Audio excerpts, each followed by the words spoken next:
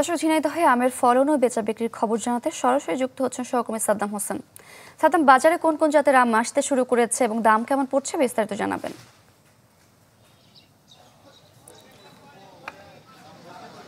সারিকা, আপনি নিশ্চয় জানেন ফলে সমৃদ্ধ একটি জেলা ঝিনাইদহ, তার মধ্যে এ জেলায় আম অন্যতম। তবে মধুমাস জ্যৈষ্ঠের শুরু থেকেই বাজারে বিভিন্ন জাতের আম উঠতে শুরু করেছে।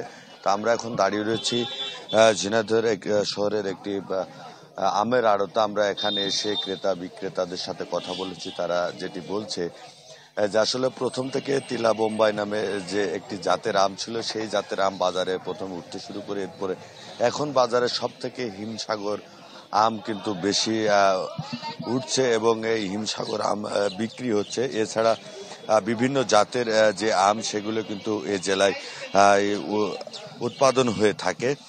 তবে বাজারে কিন্তু এই যে হিমসাগর আম, সেটি কিন্তু 25 টাকা থেকে শুরু করে 45 টাকা দরে প্রকার ভেদে বিক্রি হচ্ছে। তো আসলে এই জেলায় কিন্তু যে এবার কিন্তু অন্যান্য বছরের তুলনায় আমের যে উৎপাদন, সেটি কিন্তু কম হয়েছে। তবে বাজারে কিন্তু বেচা বিক্রির চাহিদা বেশ রয়েছে। তো এই ছিল এখানকার সর্বশেষ পরিস্থিতি। সারিকা, ধন্যবাদ আপনাকে।